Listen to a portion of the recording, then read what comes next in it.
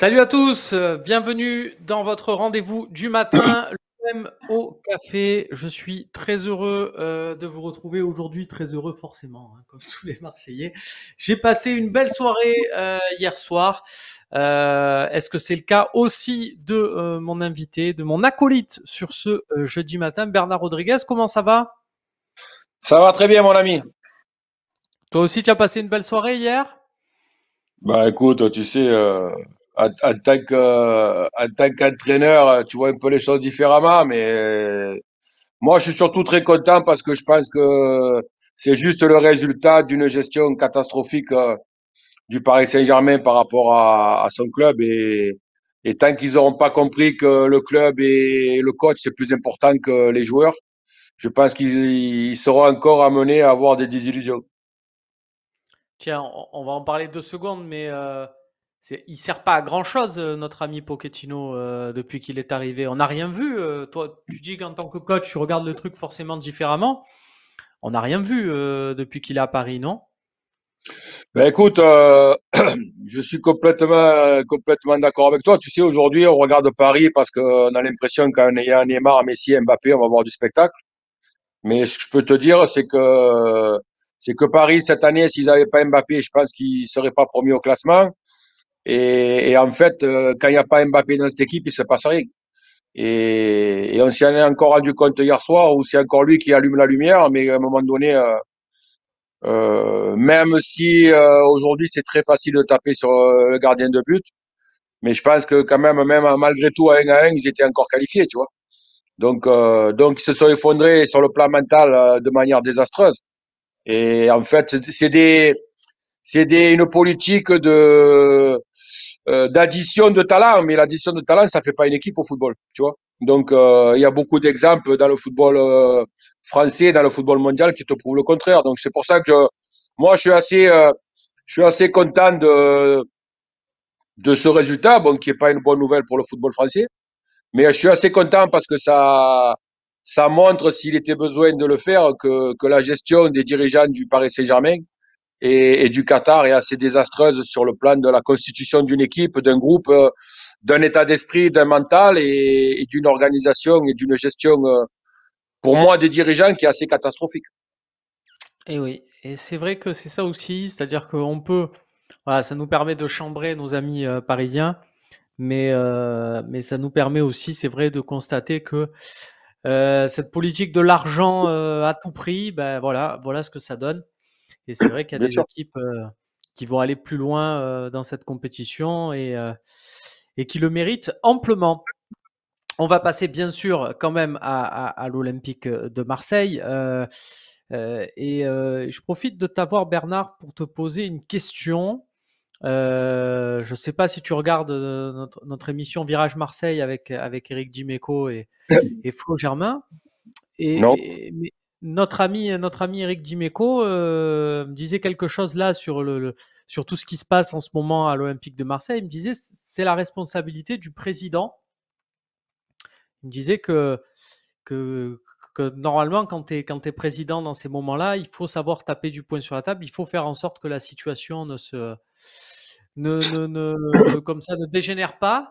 Est-ce que c'est ton avis aussi? Tu vois, tu me disais, tu me parlais, j'aime beaucoup l'importance des coachs dans les projets des clubs. Est-ce que pour toi, là, dans la situation de l'OM, un mec comme Longoria, aussi pour protéger Sampaoli, il doit dès le départ aller un peu le tanner sur pourquoi Milik joue pas, pourquoi ci, pourquoi là, entre autres. Écoute, tu sais, j'en parlais avec un ami argentin à moi, pas plus tard qu'hier, avec qui j'ai joué, qui aujourd'hui habite à Madrid, qui a joué en jeune avec Maradona, bon, qui a été un super joueur, bon, peu importe. Et on parlait de l'évolution, ça rejoint complètement ton débat. On parlait de l'évolution du foot, tu vois. Et bon, moi, j'étais joueur pro dans les années 80-90. Le foot a changé et ça, c'est plutôt bien, tu vois. C'est-à-dire, quand je dis le foot, le jeu au football, les règles ont changé, le jeu a évolué, ça va plus vite, les joueurs sont plus costauds, il y a une préparation différente. Je veux dire, bon, il y a que du positif pour moi. Par contre, ce qui est très négatif, à mon avis, c'est les hommes dans le foot.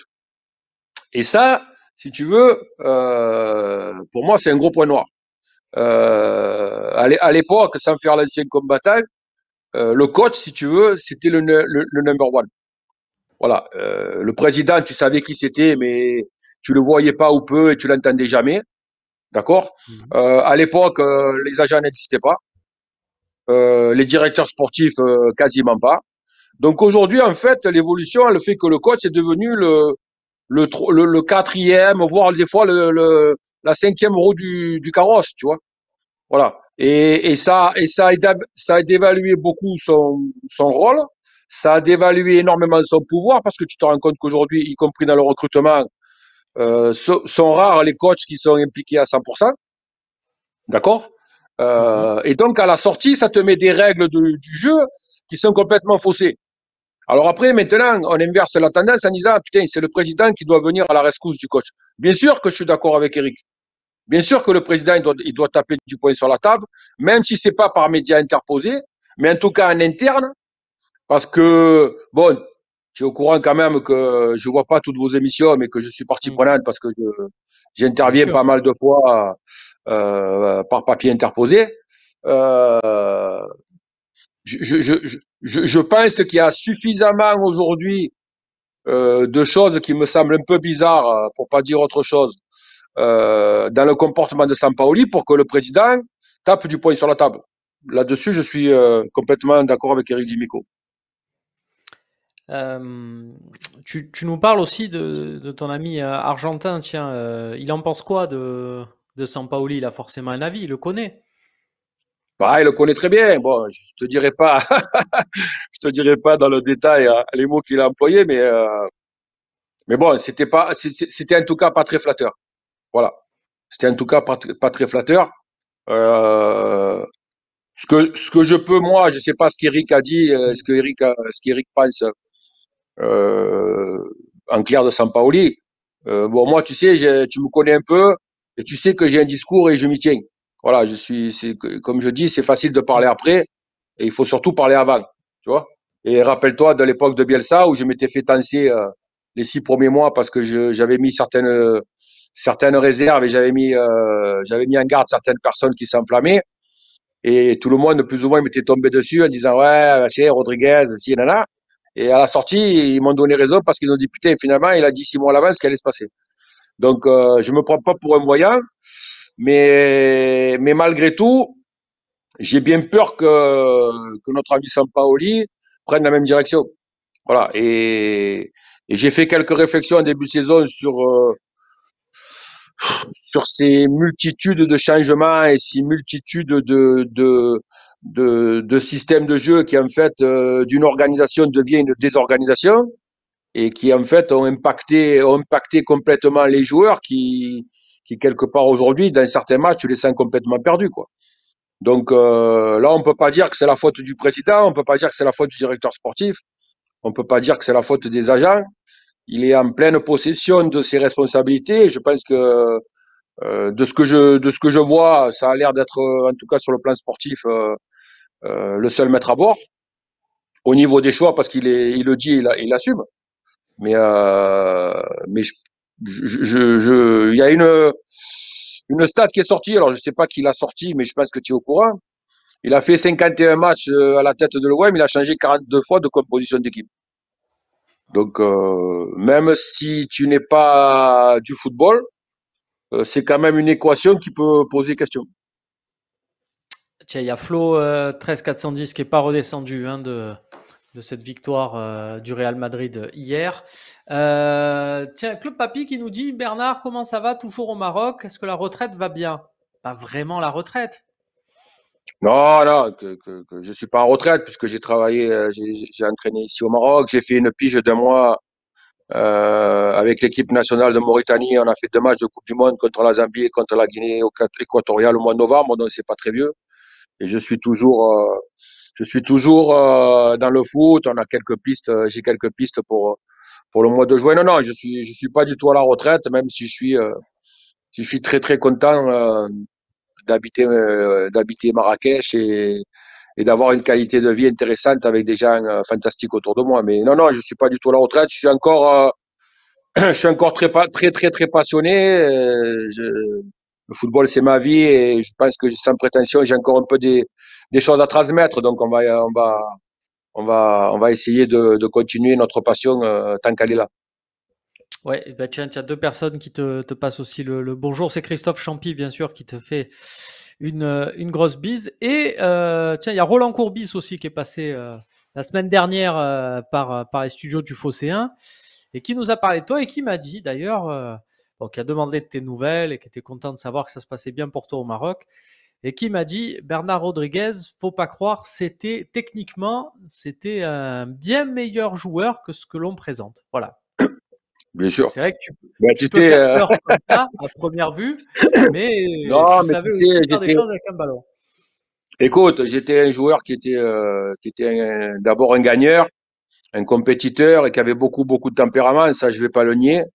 Mais j'avais des qualités techniques, je pense, au-dessus de la moyenne. Et j'ai fait une carrière honorable, mais j'ai pas fait la carrière que je devais faire. Et Roland pourra en témoigner parce que je pense Waouh. que j'avais pas une hygiène de vie qui correspondait au standing, même si à l'époque, encore une fois, c'était beaucoup moins exigeant qu'aujourd'hui. Mais j'ai eu beaucoup de blessures qui m'ont empêché, je pense, de faire une autre carrière plus intéressante avec des clubs plus play, parce qu'à un moment donné, j'étais en contact avec Monaco, parce que tu sais qu'à l'époque, les joueurs de Toulon, ils allaient souvent à Monaco. Ouais. Euh, et bon, j'avais fait une superbe première saison avec Roland, vraiment extraordinaire. Et puis bon, je devais confirmer la deuxième année. Et puis bon, la deuxième année a été très moyenne, avec beaucoup de blessures, etc. Et à la fin de ma deuxième année, j'ai résilié mon contrat parce que j'en ai eu un peu marre à 27 ans et demi, tu vois, c'était très jeune, quoi. Hmm. Mais bon, j'assume, hein, j'ai pas eu l'investissement dans ma vie. Et en fait, je jouais en première division et j'avais la vie d'un joueur de amateur, tu vois, de promotion d'honneur, quoi. Donc je sortais, j'avais mes potes, on Manger faisait du la fête. saucisson. Ouais, on buvait du rosé, on avait des copines partout. Voilà quoi. Donc voilà, c'est un petit regret parce que c'est vrai que j'avais des qualités qui m'auraient pas certainement pu me permettre de faire autre chose de mieux. Mais écoute, j'ai passé 10 ans dans ce monde-là et bon, c'est déjà pas mal. Tu confirmes donc qu'à cette époque, à Toulon, les joueurs qui rentraient avant minuit, ils avaient peu de chances d'être titulaires. Il Écoute, fallait tenir écoute, une soirée. je vais pas tout raconter parce que tout n'est pas racontable. Mais ce que je peux te dire, c'est que je vais te dire deux choses. C'est que Roland, dans ce domaine-là, au-delà de ses compétences footballistiques, techniques et tactiques qui sont, à mon avis, plus approuvées, même si, avec tout l'amour que j'ai pour lui, de temps en temps, je pense que lui aussi aurait pu faire une autre carrière s'il avait été moins joueur et moins faiseur de coups, où il pouvait passer du stade de génie quand ça marchait au stade du très bête quand ça marchait pas. Mais ce que je peux te dire, c'est que sur le plan de l'état d'esprit, sur le plan de faire un groupe, sur le plan de faire une mentalité, je peux te dire que il était quand même très largement en avance sur beaucoup de coachs et que effectivement, même si il y a 30 ans en arrière, l'état d'esprit, si tu veux, à l'inverse d'aujourd'hui, c'était quelque chose qui était acquis, tu vois. Moi, je parle souvent de ça parce que je suis un peu à cheval de génération et puis je suis passé de l'autre côté de la barrière, donc j'ai vu les évolutions de mentalité, si tu veux. Et en fait, un jour, il y a un journaliste comme toi qui m'a posé une question, qui m'a dit alors Bernard, comment tu évolues, comment tu évalues le changement de mentalité dans le foot, tu vois. Mhm. Donc je lui ai dit écoute, je vais t'expliquer. Il y a une époque où les joueurs, il fallait les freiner parce qu'ils étaient tellement motivés et tellement solidaires et ils avaient tellement un état d'esprit fantastique qu'il fallait faire attention que ça déborde pas. Mhm. Et à titre de comparaison, aujourd'hui, il faut leur mettre une bombe agricole dans les vestiaires pour les réveiller, tu vois. Voilà, donc ça te résume un peu ce changement de mentalité euh, et l'état d'esprit d'une équipe aujourd'hui. Tu as l'impression qu'il te parle de préparateur mental, il te prépare de machin. Alors que, bon, sans aucune prétention, à l'époque, c'était pas des mots qui existaient, tu vois. Voilà, quoi. C'était pas obligé de faire une thèse pour comprendre qu'il fallait courir pour ton copain, qu'il fallait courir pour l'équipe, qu'il fallait défendre et attaquer avec tes potes, et que tu avais des valeurs collectives à démontrer, quoi. Donc, Ouais. c'est la mauvaise évolution du foot sur le plan mental. Tiens, Jordan Diego, on va revenir à l'actualité de l'OM qui nous dit en Amérique du Sud, un média sérieux argentin a dit que Sampaoli était en danger et que l'OM songe à s'en séparer.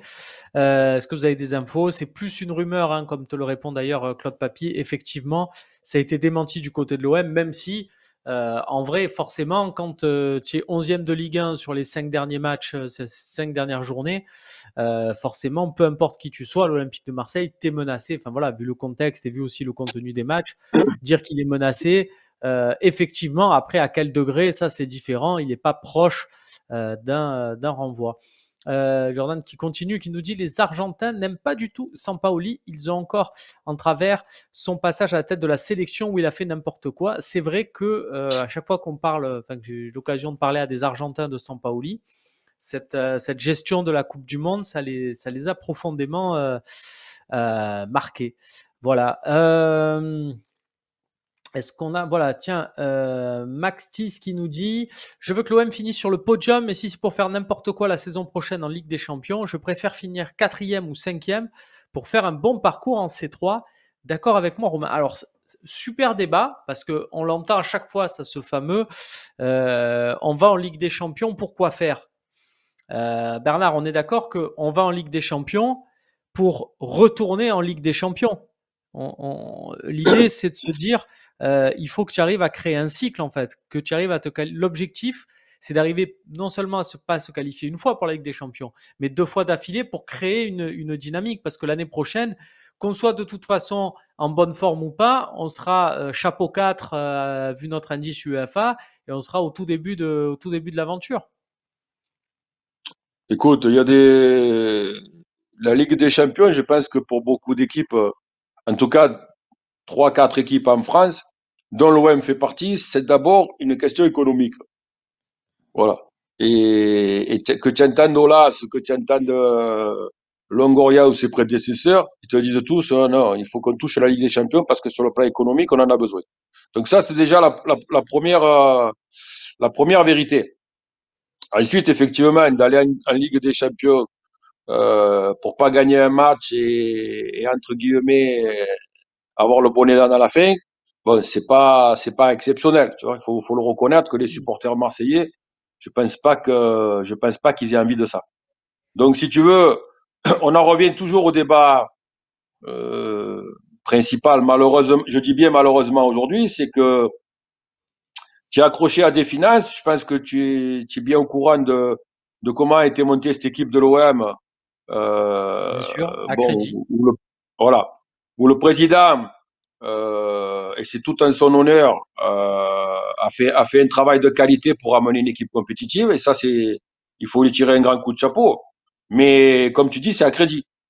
Et à un moment donné, les crédits, soit tu les payes, soit on te prend tes biens. Voilà. Donc, comment déjà ça va se passer à ce niveau-là? Et obligatoirement, ces décisions, elles tiendront compte du fait ou non que l'OM soit en Ligue des Champions.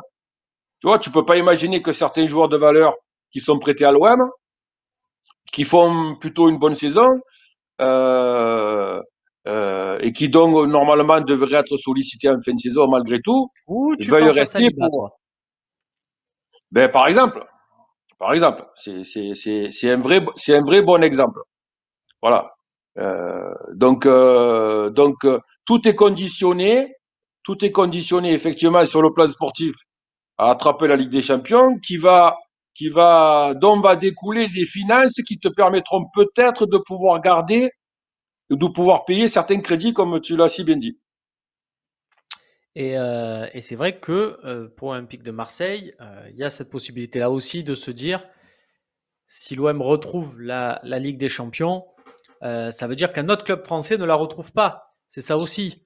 C'est un peu mesquin comme raisonnement, mais si tu es sur le podium, il y a une équipe qui n'y est pas, et d'empêcher Lyon d'y être régulièrement, d'empêcher, comme tu l'as dit, il y a d'autres équipes aussi qui sont sur ce modèle économique où ils ont besoin de la Ligue des Champions. Donc si tu les prives de ça, ça te permet à toi, bon, Monaco c'est à part, hein, puisqu'ils ont leur propre petite économie, mais ça te permet aussi d'affaiblir la concurrence sur les années suivantes. Oui, oui, mais bon, tu sais, quand tu regardes le classement aujourd'hui, Romain, il reste 11 journées, c'est ça? 11 matchs? Mhm. Bon, donc 33 points. Quand tu vois quand même comment, malgré tout, ça s'est resserré derrière l'OM, bon, tu peux imaginer quand même qu'il va y avoir une grosse bagarre pour attraper cette deuxième place. Parce qu'on parle même pas de la troisième, hein, parce que moi, la Ligue des Champions, c'est la deuxième, sachant que, bon, il va falloir quand même voir les retombées psychologiques de cette défaite de Paris à Madrid. Parce que, attention, là aussi, on peut avoir des surprises. Mais bon, il me semble qu'ils ont un matelas assez confortable pour finir Mhm. champion. Ouais, Mais ouais, la deuxième place, tu peux imaginer qu'il y a 4, 5, 6 équipes qui peuvent encore y postuler, quoi. c'est clair. Donc, Nice, malgré tout, ben écoute, avec des hauts et des bas, mais plutôt des hauts, bon, ils font quand même une super saison. Rennes, bon, en tout cas sur le plan du jeu, c'est très très très agréable à regarder et c'est plutôt très efficace. Bon, Strasbourg, je pense que bon, ils font une saison exceptionnelle, mais à mon avis, ils iront pas jusque là. Mais en tout cas, Nice et Rennes et même Lyon, qui est quand même un club emblématique, qu'on le veuille ou non, qu'on les aime ou pas, et qui est aussi un spécialiste des bonnes fins de saison, pour pas dire des bons sprints finaux. Je pense que Nice, Rennes et Lyon sont des vrais candidats pour cette seconde place. Donc c'est pas des petits adversaires pour l'OM, quoi. Ouais, et on rappelle d'ailleurs que l'OM recevra Lyon, qui a l'habitude de venir gagner au Vélodrome ces dernières saisons à cette période de l'année, donc ça inspire pas vraiment Ouais, et puis confiance. Il y a bon, Sacro- quand tu vois quand même les prestations au Vélodrome, aujourd'hui venir au Vélodrome, bon, ça apparaît quand Ouais, même.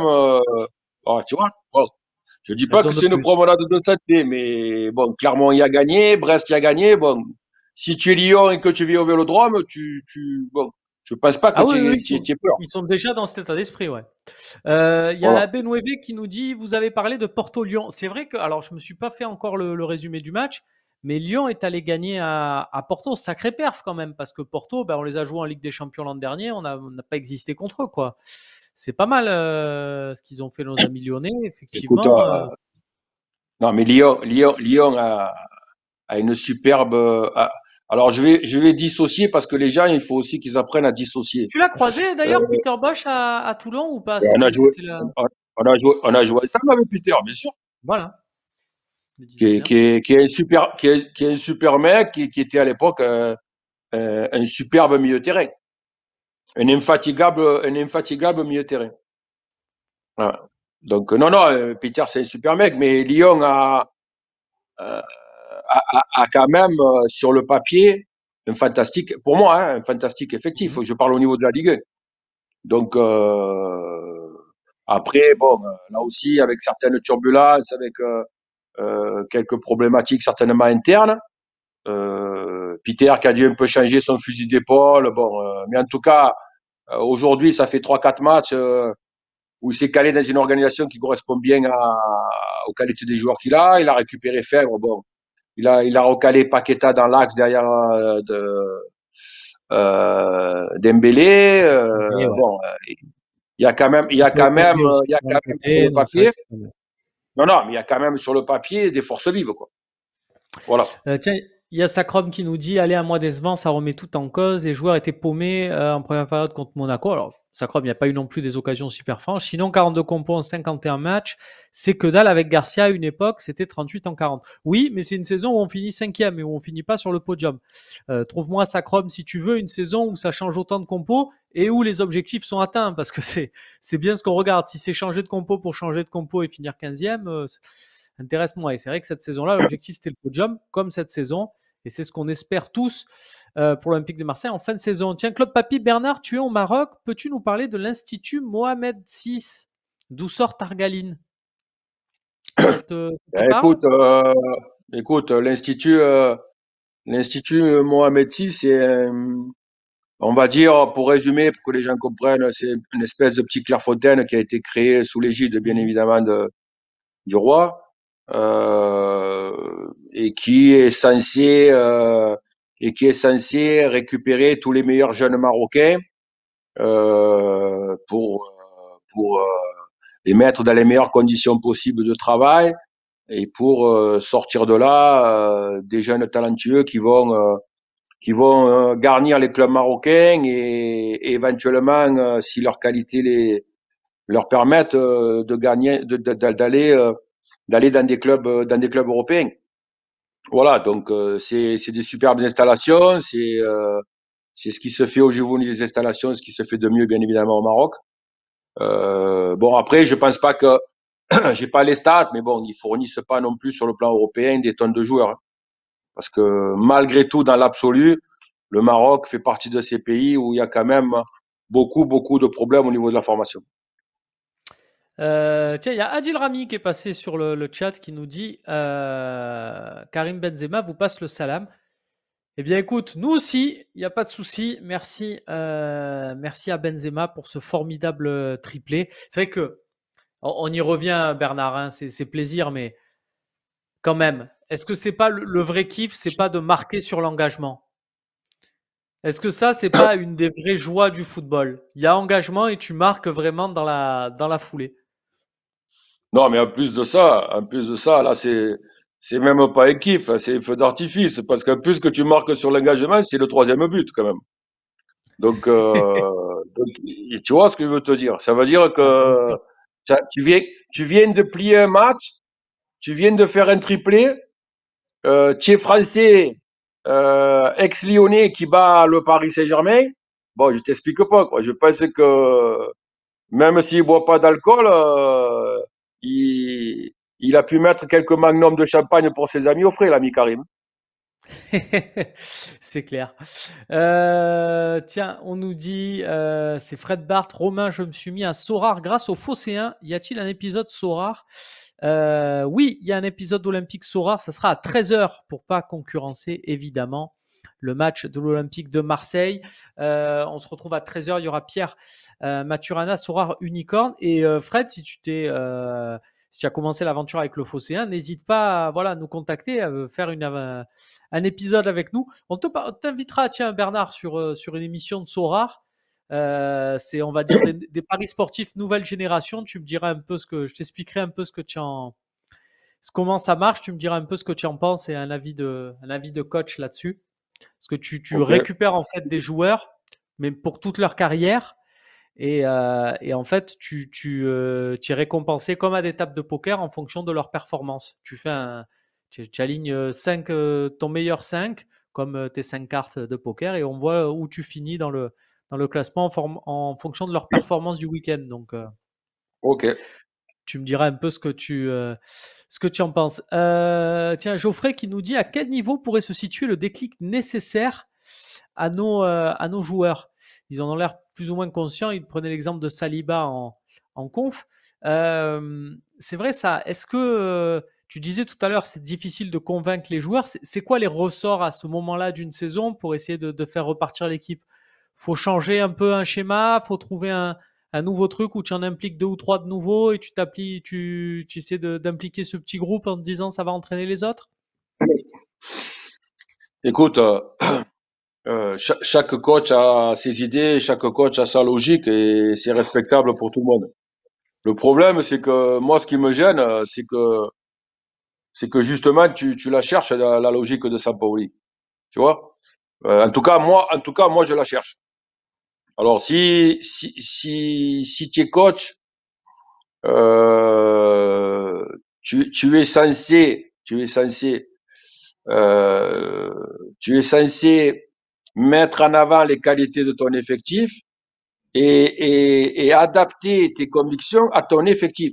Et à mon avis, c'est pas le contraire, c'est faire une grave erreur. Et moi, ce que je pense de Sampaoli, c'est qu'il a des convictions, mais qui tient pas compte de son effectif. Et en fait, ça résume complètement tous ces changements de composition d'équipe. Si tu considères que, et c'est pas moi qui l'ai inventé, parce que c'est vieux comme le monde, que Tu dois avoir une certaine colonne vertébrale, comme disent les anciens, dans une équipe de foot, comme dans toute équipe de sport collectif. Bon, tu peux considérer quand même que vu les noms que tu as dans ton effectif, bon, je pense que ta colonne vertébrale, elle existe. Tu vois? Voilà. Après, moi, j'ai quand même du mal à digérer, au-delà de la blessure, bien évidemment, qui écarte n'importe quel joueur du terrain. Mais j'ai quand même du mal à imaginer que quand il y a un attaquant comme Milik, il fasse pas partie de ta colonne vertébrale. Alors, ça engage que moi, mais en tout cas, je trouve que moi, personnellement, l'avis que j'ai sur le rôle du coach, c'est que surtout aujourd'hui, par rapport à ce que je t'ai dit tout à l'heure, parce qu'il faut quand même qu'il y ait une certaine logique dans mes propos. Aujourd'hui, on te met un effectif à disposition, tu vois. C'est Mm. très rare que tu sois responsable à 100% de ton recrutement en tant que coach. Mais justement, on te met un effectif à disposition qui est quand même pas, tu vois, c'est pas l'effectif du bar des 5 avenues, tu vois ce que je veux te dire quand même. Mm. Donc, je crois que ton principal boulot au départ, c'est de considérer ton effectif et de faire en sorte de l'exploiter au maximum de ses qualités. Et pas de mettre d'abord en avant tes idées sans tenir compte de l'effectif que tu as. Et je pense que, en tout cas, moi, personnellement, ça engage que moi, c'est ce que je reproche à Sampaoli. C'est qu'il est enfermé, à mon avis, dans des convictions de jeu, dans des convictions d'idées de jeu, où il ne tient pas compte des réelles qualités de son effectif, et qu'en fait, ces convictions, elle demande beaucoup de choses, et des fois des choses très très compliquées, que ça finit par dénaturer le joueur, quoi. Donc, pour revenir à ce que tu dis, quand tu fais le tour de tout ça, c'est compliqué de trouver une assise, une stabilité, et surtout de la confiance. Et surtout de la confiance, parce que c'est ce que le joueur de foot a d'abord besoin. Voilà. La confiance, ça peut faire devenir un joueur moyen un très bon joueur.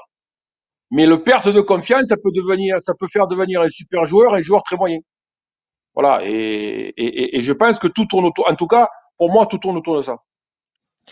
Moi, je pense que, alors, je vais te donner une équipe et tu vas me dire ce que tu en penses. Parce que je pense que c'est l'équipe que Bernard Rodriguez mettrait à l'OM. Je pense que tu repartirais, parce qu'on en a déjà discuté, sur une défense à 3, donc avec Luan Pérez, Balerdi par exemple et Saliba. Je te vois bien remettre les pistons qu'il y avait l'an dernier, donc Luis Enrique, pourquoi pas à gauche et Lirola à droite, avec Camara, l'association Camara-Gendouzi en double pivot qu'on a vu sur le dernier match au milieu, et puis Milik en pointe avec deux joueurs en soutien que peuvent être Payet par exemple et Sanji Zander. J'ai bon? Tu as presque bon, sauf que je mets pas Enrique couloir gauche. Ah, trop offensif? Trop Non, tendre? je mets pas. Bon, l'année passée, moi, et même cette saison, hein, j'ai encore une fois, moi, j'ai pas du tout compris pourquoi on avait complètement écarté à ma vie, quoi. Surtout pour faire jouer Hmm. Luan Pérez qui n'est pas latéral, quoi. Et je pense que toute la phrase du football l'a comprise. Mhm. Bon, après, ils ont récupéré le joueur d'Arsenal qui, je pense, peut faire la maille en tant que couloir. Mais en tout cas, au niveau de l'organisation, effectivement, c'est ce que j'aimerais voir. En tout cas, c'est en tout cas par rapport à ce que je viens de te dire, euh, la photographie d'un effectif où je pense que c'est peut-être, hein, je dis bien peut-être, Mhm. une organisation qui peut te permettre d'exploiter au mieux toutes les qualités de tes joueurs. Voilà, vous l'avez, donc vous remplacez Luis Enrique par Kolasinac.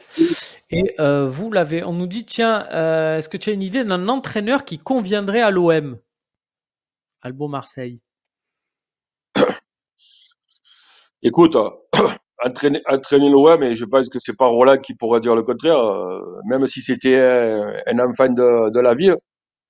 Entraîner l'OM, c'est toujours compliqué. Pourquoi c'est compliqué? Parce que des clubs comme ça, qui ont une grosse histoire et qui sont dans des endroits passionnés et passionnels, ça devient tout de suite compliqué.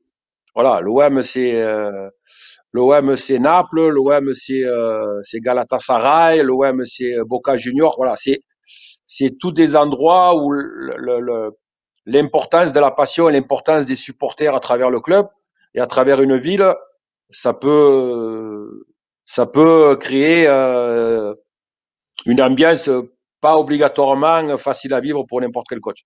Donc déjà, il faut un coach qui ait de la personnalité, qui ait la capacité d'assumer ses choix. Et je pense que après, encore une fois, je reviens là-dessus. Il faut qu'il y ait un mariage, qu'en tout cas les fiançailles au départ avec le Mhm. président et les dirigeants soient des fiançailles positives où tout le monde pense la même chose. Parce que je pense qu'aujourd'hui, une des clés de la réussite de club, et on a quand même quelques exemples en France où ça fonctionne très bien.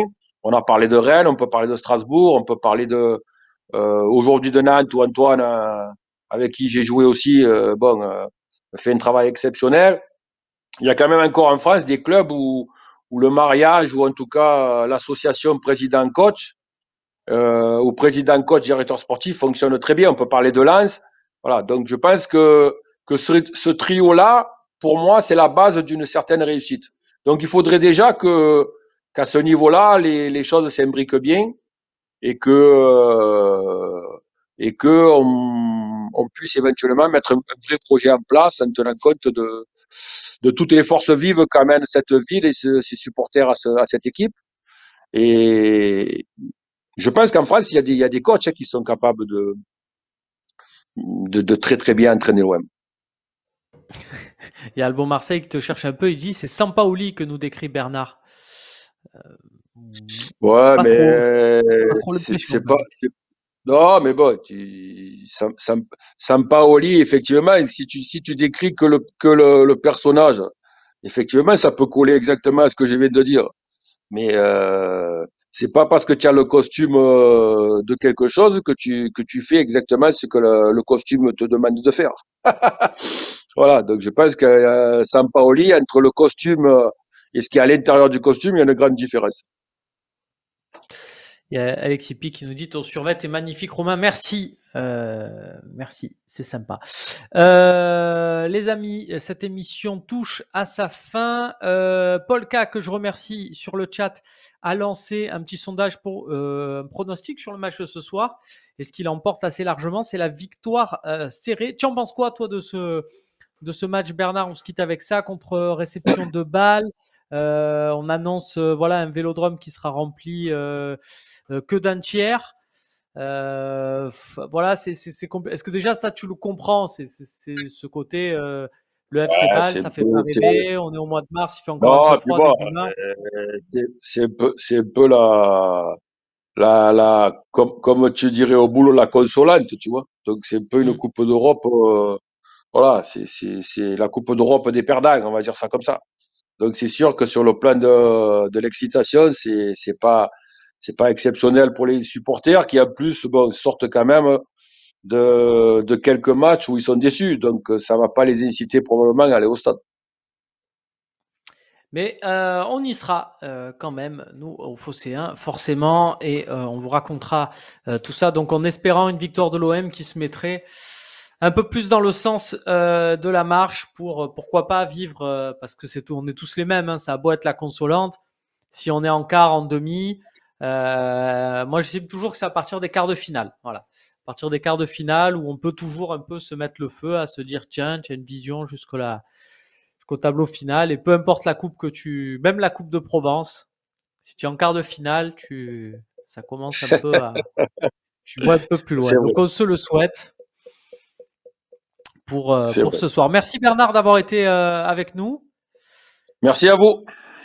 Et puis on se retrouve très vite sur le Phocéen, bien sûr. Salut.